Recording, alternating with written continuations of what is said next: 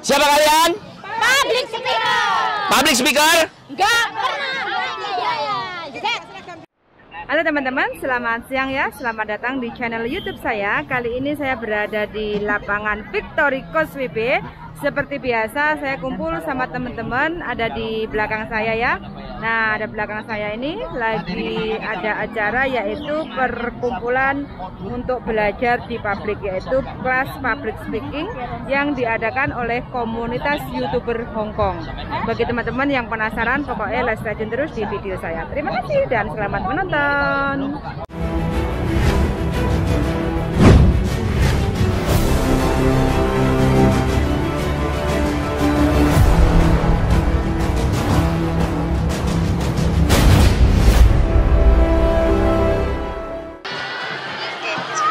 Assalamualaikum warahmatullahi wabarakatuh.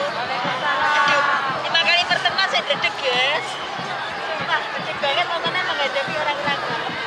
Anak senior ini dari ada suara. Ada suara bos. Udah, halo. Udah. Apalagi di sini anak aku yang kena sama aduh. Lepet mbak arep ngomong aku didisik. Oke teman-teman ya, pengalaman saya ya ikut public speaking ini banyak banget. Dari pertama aku nggak bisa ngomong, aku kaku, pokoknya dari awal aku main YouTube itu bisa tak nilai sendiri ya. YouTubeku yang dulu sebelum aku ikut US sama sekarang ikut TS itu dikit lah, ada 10% ada kemajuan banget dari aku. Mulai dari ngomongnya itu mulai sudah ada sedikit tertata gitu ya. Kalau aku mau ngomong A itu biasanya langsung fokus A, tidak kayak dulu sebelum ikut gitu. Terus aku dulu kayak gerak kayak gini, terus juga aku apa ya, istilahnya masih bingung ya mau ngomong apa, apalagi berhadapan dengan audiens kayak gini yang belum pernah aku kena ya.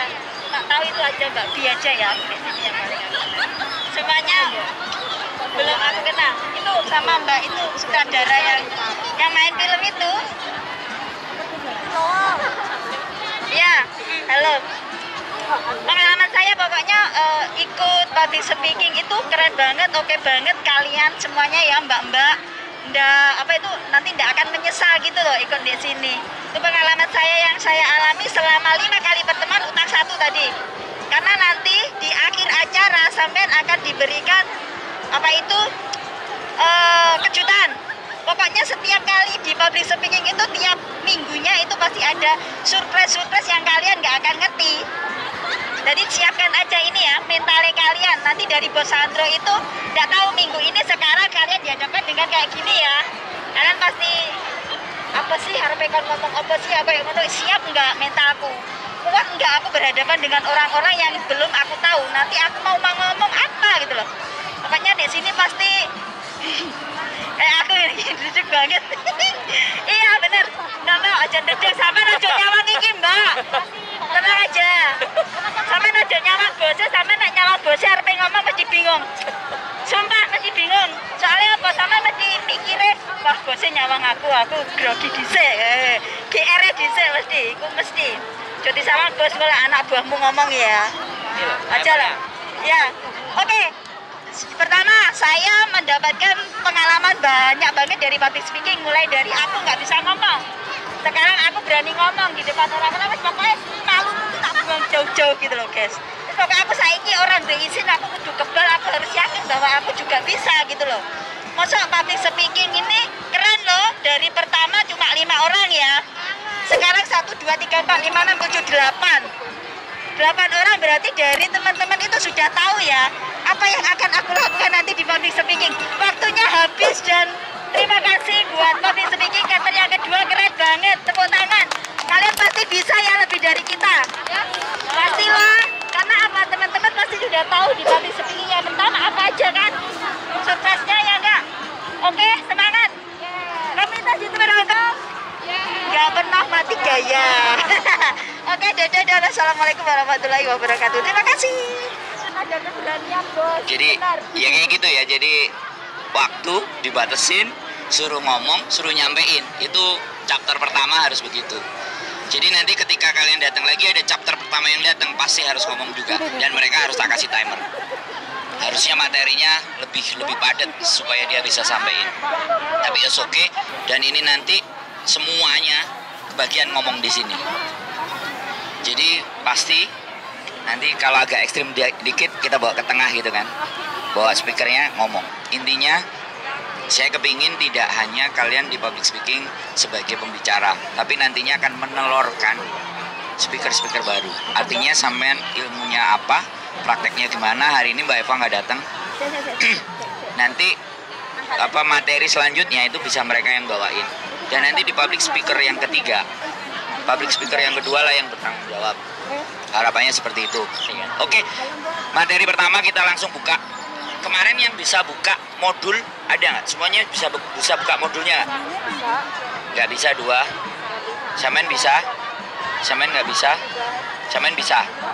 Bisa. Mbak bisa buka modulnya. Nanti kalau yang belum buka modulnya, WhatsApp ke saya. Karena pasti kita kasih kuncinya. Ya, Samen belum. Samen kan baru hari ini. Samen itu spontan nodong. Oke ya. Nanti modulnya itu ada 24 video. Itu banyak cara ada di situ, sekalian trouble masalah-masalah dalam public speaking. Kayak kemarin ya, waktu acara komunitas YouTube di TNG yang bikin acara yang ngomongin kan Mbak Eva, public speaking kelas pertama, dan mic-nya rusak, orangnya mondar-mandir, audionya nggak pegang, ya kan? Kalau kita bisa bayangin kan, kondisi kayak gitu kalau dia nggak bisa handle audience, maka acara itu akan bubar. Oke, kita mulai ya. Dalam public speaking ini kan kayak gini nih. Ini kan bagian dari trouble kan? Ya kan? Ini bagian dari trouble. Nah,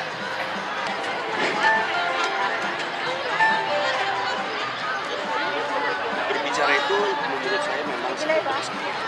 Nah, semua orang bisa. Tapi kalau tahu tekniknya maka hasilnya akan lebih baik. Kemudian untuk bicara butuh rasa. Dan salah satu alasan paling krusial kenapa bicara itu saya anggap sebagai kesenian adalah karena dia membuat kita merasa.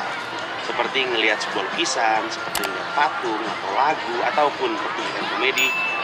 Bicara itu menanamkan rasa pada diri kita. Kita yang menerima bicaranya orang bisa tumbuh perasaan. Kadang-kadang bisa bahagia, kadang-kadang bisa sedih, kadang-kadang bisa berpikir, kadang-kadang bisa terinspirasi. udah lumayan nggak tadi? Bicara ada rasa, bicara bisa bikin orang ketawa, bicara bisa orang sedih, nangis ya kan, bicara kan. Nah sekarang karena jumlahnya 1, 2, 3, 4, 5, 6, 7, 8, kita langsung action.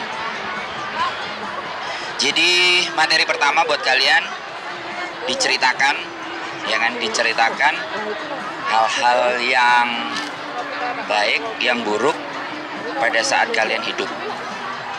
Jadi bagaimana kalian mendeliver sesuatu itu sehingga yang menonton itu kan public speaking begitu kan? Iya kan? Public speaking kan begitu kan? Bismillahirrahmanirrahim. Assalamualaikum warahmatullahi wabarakatuh. Kata orang tak kenal maka tak sayang. Kenalan dulu sama saya untuk teman-teman yang belum kenal. Nama saya Adel Malestari, biasa dipanggil Adel. Facebook saya Siva Ichiko Betari. Itu berawal dari Siva itu adalah anak saya yang pertama, anak pertama. Ichiko itu bahasa Jepang. Saya akan sedikit menceritakan kenapa saya berada di Hong Kong. Kenapa saya harus menginjak kaki di Hong Kong? Bukan sombong, bukan apa, tapi memang keadaan memang harus menginjak kaki di Hong Kong. Berawal dari anak saya yang kedua, anak saya, putra saya yang kedua, dia sakit dan butuh terapi setiap minggu, setiap bulan. Jadi butuh biaya.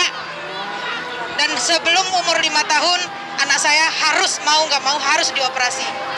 Jadi tekad saya kenapa saya harus ke Hong Kong, satu cita-cita hanya ingin mengoperasikan anak saya, dan alhamdulillah itu sudah tuntas semua. Itu cita-cita saya, biar anak saya normal kembali seperti biasanya, bisa bermain dengan teman-temannya, menikmati masa kecilnya, tidak divonis untuk usia setelah itu usianya tidak divonis karena sudah divonis sama dokter ketika dia beranjak umur 6 tahun dia akan fatal. Jadi sebelum umur 5 tahun saya nyari uang dalam jumlah yang lumayan banyak, 70 sebelum umur 5 tahun, sementara saya ninggalin dia dalam umur 3 tahun. Jadi mau nggak mau, dalam waktu 2 tahun target saya harus mengoperasikan anak saya karena penyakitnya, biar agar menikmati masa kecilnya, biar bisa bermain kayak anak-anak normal lainnya. Alhamdulillah, berkat dukungan teman-teman saya dan lingkungan saya berangkat ke Hong Kong dan bisa menargetkan anak saya operasi. Dan sampai sekarang karena sudah 2 tahun nambah kontrak lagi untuk punya cita-cita lagi. Pada kontrak kedua saya ingin pulang ke Indonesia tanpa harus balik lagi ke Hong Kong. Biar anak saya juga mendapatkan kasih sayang saya setelah umur dia 5 tahun. Setelah dia habis berobat, dia menikmati masa kecilnya dan saya juga berada di sampingnya. Itu cita-cita saya. Kenapa saya gabung di YouTuber? Karena apa? Kata Mas Sandro, pulanglah ke Indonesia tanpa harus kembali lagi ke Hong Kong.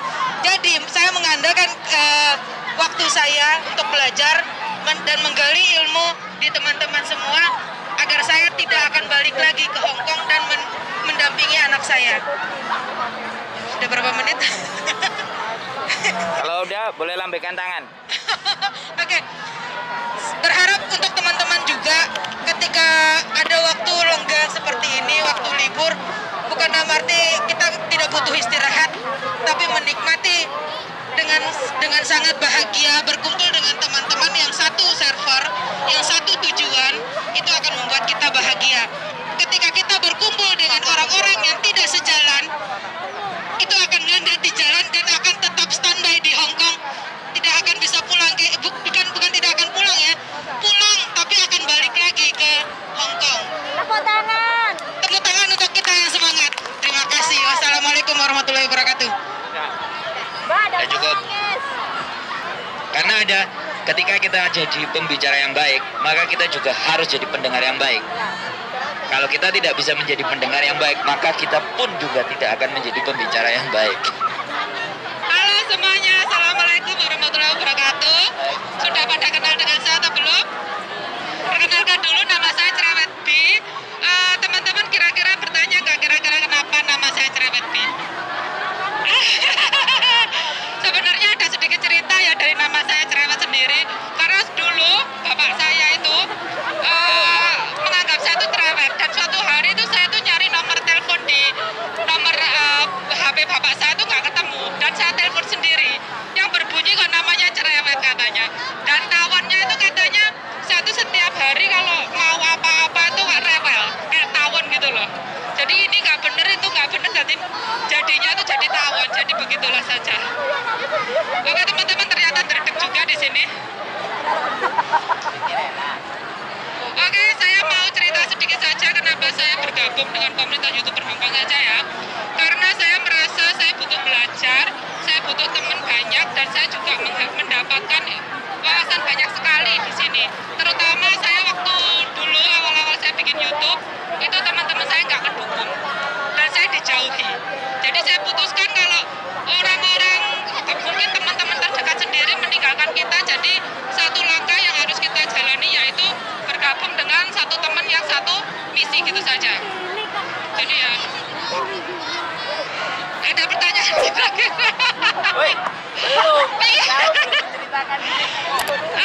Oke, apalagi yang perlu diceritakan ya, mungkin pengalaman saya di sini selain komunitas YouTuber, saya belajar bikin roti aja ya, saya setiap hari bikin roti.